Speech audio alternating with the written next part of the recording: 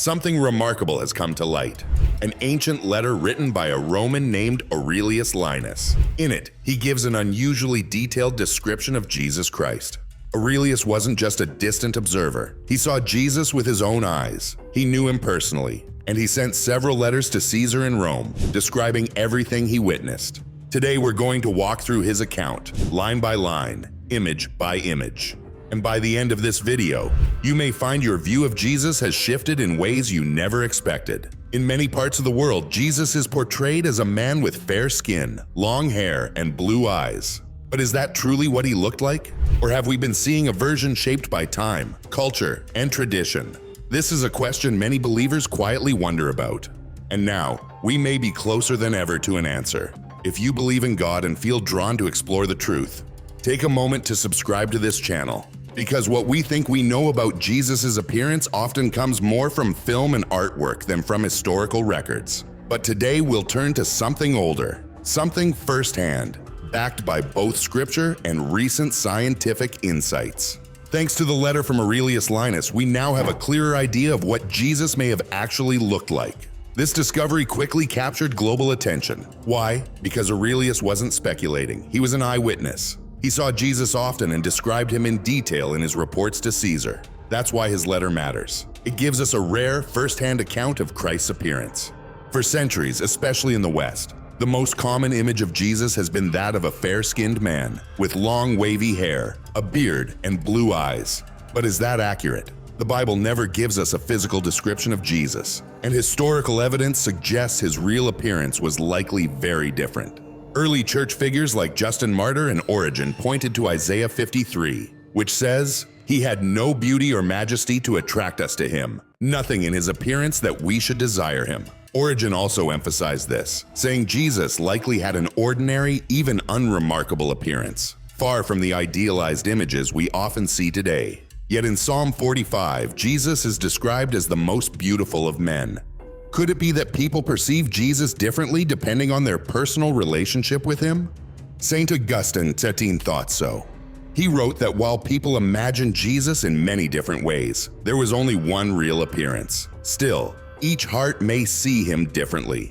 Through faith, how we imagine Jesus doesn't determine our salvation. What truly matters is recognizing him as the Son of God, and also as fully human. In the 4th century, Bishop Celso of Jerusalem shared a beautiful insight. Christ reveals himself differently to each person, depending on what their heart needs. To the joyful, he appears as the vine. To those seeking guidance, he becomes the door. For the weary, he is the high priest. And to the broken, he is the lamb, a sacrifice of mercy. Jesus meets each of us where we are.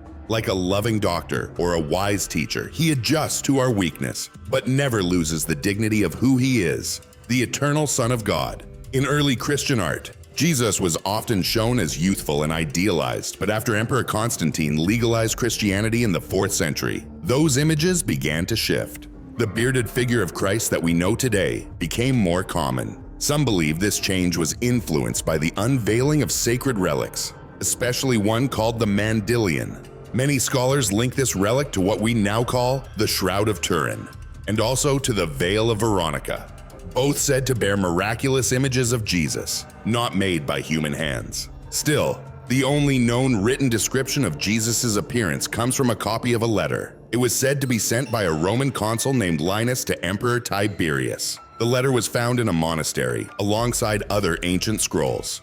According to the copy, the original dates back to the 12th year of Tiberius's reign. Historical records confirm that a Roman official named Linus was indeed present in Judea during Jesus' trial and crucifixion. His powerful family is even mentioned by the Jewish historian Josephus in Antiquities of the Jews. Still, not everyone agrees on the authenticity of Linus's letter. Some scholars have questioned its origins and accuracy. But the content remains deeply fascinating, especially for those seeking to understand how Jesus may have looked. In the letter, Linus describes Jesus as having a noble, expressive face. His hair was light in color, slightly wavy. His eyebrows were dark and gently arched, and his eyes, deep, piercing blue, carried both strength and serenity. Jesus had a long, straight nose and a short, almost blonde beard. His hair, uncut, flowed past his shoulders. Linus notes that his neck leaned ever so slightly forward, giving him a presence that was humble, never arrogant. His skin had the tone of ripe wheat, sun-kissed and warm. His face radiated wisdom, gentleness, and kindness. No trace of anger, only a quiet authority that drew people in. This image, while poetic, finds some support in the Shroud of Turin. Professor Giovanni Giudica Cordelia, a forensic medicine expert, studied the shroud and concluded that the man it covered was of striking appearance and tall stature, around 6 feet. He noted perfect proportions, a calm, symmetrical face, a broad forehead, and a straight nose with a slight downward tilt. The cheeks were gently prominent, soft, not harsh. A peaceful expression marked the entire image.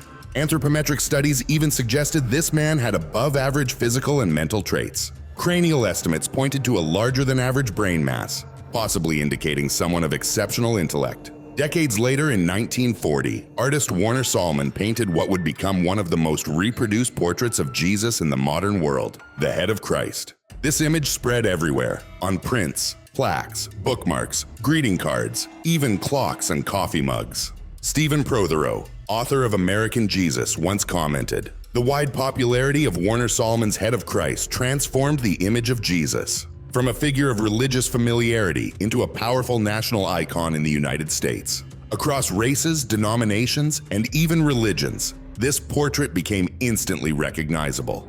According to author Stephen Prothero, this version of Jesus has now become the most widely recognized image of Christ in the world, even more familiar than Da Vinci's Last Supper. For many, it's not just a piece of art, it's an object of deep personal devotion. In the 1990s, the Lilly Endowment funded a study to understand the impact of Sallman's work on American faith, led by art historian David Morgan. The project resulted in a book titled Icons of American Protestantism: The Art of Warner Sallman. As part of the research, Morgan collected over 500 personal responses. Most of those interviewed said the same thing. Sallman's Jesus looked exactly how they had always imagined him. To them, it felt like the most accurate depiction possible, even though, of course, no one alive then had ever seen Jesus. So, what gave this image such power? Morgan suggests that it's the photographic quality of the portrait. The soft contours, warm lighting, and gentle focus resemble a studio photo, like a cherished picture of a loved one. There's no background, no narrative, no interaction with other figures. It's just Jesus, looking out alone. That isolation makes the image deeply personal. Each viewer can place Jesus into their own world, into their own story. His eyes in the painting reflect warmth and compassion. For many people, that's the savior they long to see. It's not about historical accuracy, but about emotional closeness. And in a way, that's something many believers quietly carry in their hearts. We may not have photographs of Jesus, but historical context gives us hints about his appearance, including what he likely wore. In daily life, Jesus probably dressed in a simple, undyed wool tunic that reached below the knees but left the lower legs visible. He may have also worn a basic undergarment and layered it with a loose-fitting cloak to guard against the cold. His footwear? Most likely leather sandals, practical and well-worn. Given the high cost of clothing in his time, it's possible Jesus mended his garments often, unless others provided him with new ones. His clothes would have shown signs of wear, faded, frayed, but functional. Surprisingly, the Bible tells us little about his physical features. The Gospels, Matthew, Mark, Luke, and John, focus more on his words and actions than his appearance. We know he was born in Bethlehem, raised in the small town of Nazareth in Galilee, and was around 30 when he began his public ministry, as mentioned in Luke chapter 3, verse 23. But there's no mention of his height, hair, or build. In fact, his appearance may have been so ordinary that even those closest to him couldn't pick him out in a crowd. That becomes clear in the Garden of Gethsemane, when Judas had to point him out to the soldiers. A strong indication that Jesus didn't physically stand out from his disciples. Some believe the book of Revelation offers symbolic hints. Chapter 1 describes his hair as white like wool, his eyes blazing like fire, and his feet like glowing bronze, refined in a furnace. While often read as spiritual metaphors, others wonder if they hint at deeper truths. Perhaps a darker complexion, coarser hair, or features shaped by the region he lived in. Over time, these interpretations influenced how artists portrayed him. And as the centuries passed, those images continued to evolve, shaped by faith, culture, and imagination. In the earliest centuries of Christianity, Jesus was often portrayed differently from the image many know today. He appeared in art as a young man, without a beard, symbolizing purity and his role as the Good Shepherd. This gentle image of Jesus, often carrying a lamb, was found in early Christian catacombs in Rome, like those in Santa Domitilla. These artworks, dating nearly 200 years after his death, offered a picture of Jesus that felt approachable, kind, and familiar. In 2018, archaeologists discovered another ancient image, this time in the remains of a 6th century church in southern Israel. In that painting, Jesus is shown with short, curly hair, a common style in the Byzantine East, especially in Egypt and Syria. Interestingly, these Eastern depictions eventually faded as Western imagery took hold. From the 4th century onward, influenced by Greco-Roman traditions, artists began portraying Jesus with longer hair and a beard, more like the gods of that era, particularly Zeus. He was now seen seated on thrones, dressed in long robes, and often with a halo, as seen in the 5th century mosaics at the Church of Santa Pudenziana in Rome. But it's important to remember, these images reflect not just theology, but also the cultures in which they were created. Across the world, communities have often depicted Jesus to resemble their own people, a form of cultural connection and reverence. One of the most famous and mysterious artifacts linked to Jesus is the Shroud of Turin. First displayed publicly in 1354, many believe it's the burial cloth that covered his body after crucifixion. The faint image on the cloth is thought by some to be the true face of Christ. Still, the shroud's authenticity is debated, and not everyone agrees it should be used as a reference for what Jesus really looked like. In 2001, a different approach was taken. A team of experts, including forensic anthropologists from Israel and the UK, worked with artist Richard Neve to create a reconstruction of a 1st century Jewish man. Using a skull from that era, plus knowledge of regional traits and computer modeling, they built a face that was likely closer to how Jesus would have actually appeared. The result? A man about 1.65 meters tall, with dark skin, dark eyes, and short, curly hair. It's not a definitive image, but many scholars agree. This version aligns more closely with historical and cultural context. While the Western image of Jesus is widespread, around the world he's often portrayed differently, as Black, Arab, Asian, or Hispanic.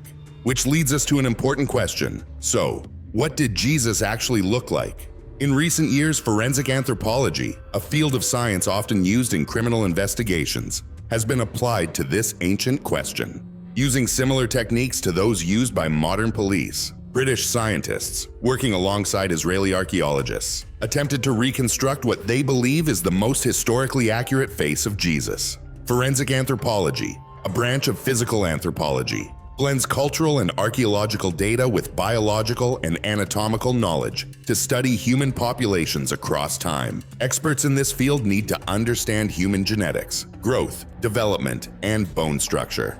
They also draw from related areas like primatology, which studies our closest animal relatives, paleoanthropology, which looks at human evolution, and human osteology, the detailed study of bones. Other disciplines such as nutrition, dentistry, and even climate adaptation also contribute, helping form a full picture of what a person may have looked like.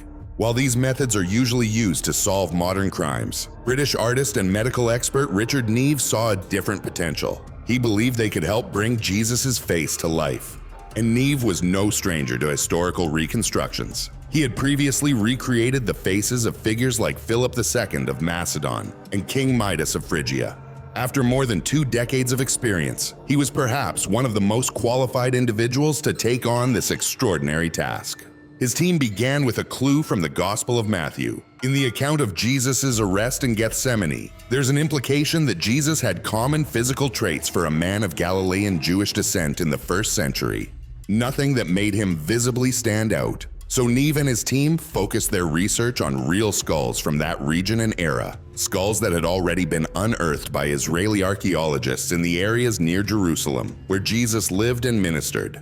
These ancient remains became the foundation for a reconstruction grounded in science, but shaped by reverence. To carry out the reconstruction, Richard Neve was granted access to 3 well-preserved skulls from the same region and time period in which Jesus lived. These skulls, made available by Israeli archaeologists, provided the essential foundation for his research. Using CT scans, high-resolution X-ray imaging, Neve and his team captured precise details of the skull's structure. They then employed advanced computer software to map out the thickness of soft tissue in various facial areas based on extensive anthropological data. With that information, they began building a digital model. Muscles and skin were layered virtually onto one representative skull, guided by verified anthropological patterns. Once the digital model was complete, they created a physical mold. Clay was applied to match the calculated tissue thicknesses, and artificial skin was formed. Facial features like the nose, eyelids, and lips were sculpted in accordance with the structure of the muscles underneath. But some traits couldn't be determined from bone alone. Most notably, Jesus' hair and skin color. For these, the team turned to ancient sources. They studied early 1st century artwork discovered at archaeological sites, drawings that predate the New Testament. These illustrations suggested Jesus had dark eyes, and as was common in Jewish tradition, wore a beard. Hair length, however, remains debated. While many religious paintings show Jesus with long flowing hair, most biblical scholars lean toward a different view. They believe he likely had short, curly hair, a more typical style for Jewish men of the time. This view contrasts sharply with the image on the Shroud of Turin, which shows a man with long hair, and is thought by many to be the true image of Christ. The shroud, believed by some to be the burial cloth that wrapped Jesus' body after his crucifixion, has stirred intense debate for centuries. Skeptics often refer to a passage in 1 Corinthians where the Apostle Paul, who claimed to have seen the risen Christ, writes that for a man to have long hair is dishonorable. This has raised an ongoing question. Would Paul have criticized long hair on men if Jesus himself wore it? For Richard Neve and his team, the answer was straightforward. Based on early 1st century artwork, it's far more likely that Jesus had short hair, just like most Jewish men of his time. Archaeological studies also offer helpful context. Skeletal remains from that period suggest the average height for a Semitic man was around 5 feet 3 inches. Average weight was about 110 pounds. But Jesus wasn't an average man in lifestyle. He worked as a carpenter until the age of 30, a physically demanding trade. So it's reasonable to believe that he was lean, muscular, and fit from years of labor. His face may have been sun-worn, shaped by long days outdoors, giving him an older, more weathered look than traditional portraits suggest. For many who grew up seeing soft-skinned, light-haired depictions of Jesus, Neve's dark-skinned, broad-faced model was a stark contrast, but also a necessary reminder that Jesus lived in a very different world than Western art often shows. Still, Neve is careful to clarify. His sculpture is not a portrait of Jesus himself, but rather a reconstruction of an adult man who lived in the same time and region. And of course, not all scholars agree on the details. In his 2018 book, What Did Jesus Look Like?, author Joan Taylor examined archaeological finds, historical records, and ancient Egyptian funeral art. Her conclusion: Jesus likely had brown eyes, dark brown or black hair, and olive-toned skin, features common among Jewish people in Judea and Egypt during the 1st century. She estimated he may have stood closer to 5 feet 5 inches, slightly taller than previously assumed. While many agree that this version, with darker skin, dark eyes, and possibly curly hair, may better reflect the real Jesus, Taylor also cautions, we can never know for certain. There is no photograph, no verified eyewitness sketch, only clues scattered through time, whispering through history. Joan Taylor raised a simple but important question. What did Galilean Jews actually look like 2,000 years ago? One thing is clear, they likely didn't have blonde hair or blue eyes. For centuries, theologians and historians have discussed what Jesus might have truly looked like. During the Renaissance, Catholic artists often portrayed him as tall, muscular, and European-looking, with fair skin, wavy blonde hair, and striking blue eyes. But most modern scholars agree. As someone born and raised in what is now Palestine, and the son of a carpenter, Jesus probably shared the features common to Jewish men of that region. A shorter, sturdier frame, olive skin, curly black hair, and dark eyes. This long-standing debate inspired Dutch photographer and digital artist Bas Uterwijk to take a different approach. Using advanced artificial intelligence, he aimed to reimagine Jesus' face in a way that respected both historical accuracy and artistic depth. Uterwijk, who has a background in CGI and visual effects, used a neural network trained on thousands of photos and paintings of human faces. The software allowed him to merge multiple cultural depictions, from Byzantine mosaics to Renaissance paintings like Salvator Mundi, and even the image on the Shroud of Turin, while adjusting features to better match a Middle Eastern origin. He intentionally modified the facial structure, added a beard and hairstyle that matched Jewish traditions of the 1st century, and reduced the influence of European styles that dominated Western art for centuries. To enhance realism, he also drew inspiration from ancient mummy portraits, which preserved fine details of hair, eyes, and expression. The final image wasn't meant to be a scientific recreation, but rather an artistic representation that bridges tradition, technology, and culture. It may not be exact, but it encourages us to look past familiar portrayals and consider the historical man behind the faith. Why don't we have any portraits of Jesus from his own lifetime? It's a question that continues to puzzle many, especially considering the impact Jesus had on the world. His teachings changed lives, sparked movements, and inspired generations of believers, many of whom faced persecution, even death, because of their faith in him. And yet, unlike emperors or military leaders of the time, like Caesar, whose images were carved in stone and cast in bronze, we have no physical likeness of Jesus from the 1st century. Why is that? The answer lies in Jesus' roots. He and his early followers were Jewish, and as practicing Jews, they followed the commands laid out in the Old Testament, including the 10 Commandments. One of those commands is crystal clear. You shall not make for yourself a carved image or any likeness of what is in heaven above, or on the earth beneath, or in the waters below. This wasn't just a rule, it was a safeguard. Idolatry was widespread in the ancient world, especially in Egypt, where the Israelites had once been enslaved. God's people were called to be different. They were not to worship images or symbols, only God himself. That's why early Christians avoided creating statues or pictures of Jesus. They feared that visual representations could become objects of worship, taking attention away from God's presence and truth. If you grew up seeing stained glass windows, church icons, or children's Bible illustrations, it's important to remember. Those images are the work of artists, inspired by faith, but shaped by imagination.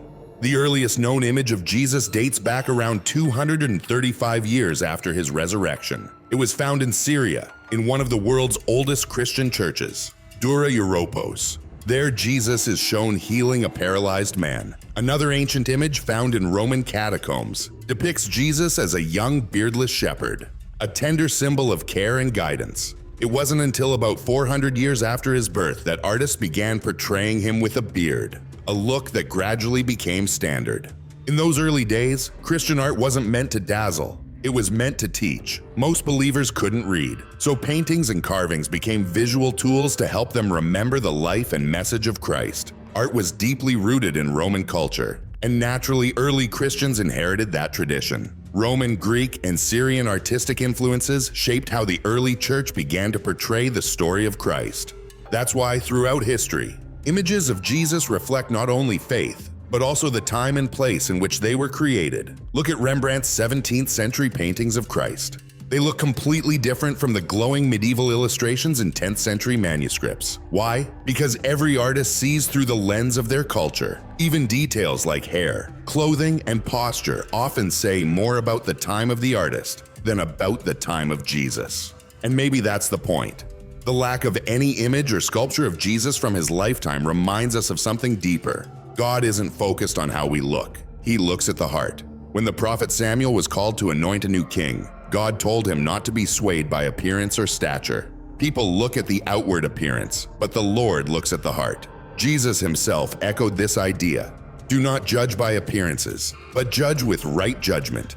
It's also worth noting, the gospel writers, even those who walked with Jesus, Matthew, Mark, Peter, and John, never once described what he looked like. Instead, they focused on his words, his compassion, his power, and his mission. That silence speaks volumes. It tells us where to place our attention, not on features or portraits, but on the message. And that message is deeply personal. Because when we feel ordinary, overlooked, when others mock or misjudge us for how we look, we remember, Jesus was not considered handsome. He was rejected, misunderstood, even spat upon. He was human. He was humble. True worth doesn't come from appearance, popularity, or beauty. It comes from being created in God's image and being deeply loved by him. Sometimes it's easier to picture Jesus as a glowing figure with eyes like fire and a voice like thunder.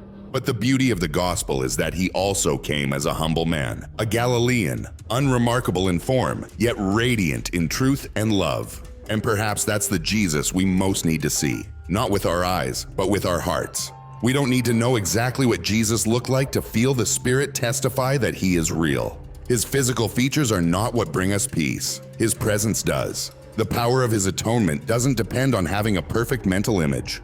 And when the day comes that we meet him face to face, we won't recognize him by sight. We'll recognize him by love. For all who have been baptized in his name, there is this unshakable promise. After this life, Jesus will be there, waiting, not as a stranger, but as someone our soul has always known. On that day, we won't be wondering what color his eyes are. We'll be overwhelmed by the reality of his grace. If this message spoke to your heart, click the video on your screen to continue exploring. And if you'd like to walk this journey with us, don't forget to subscribe to the channel.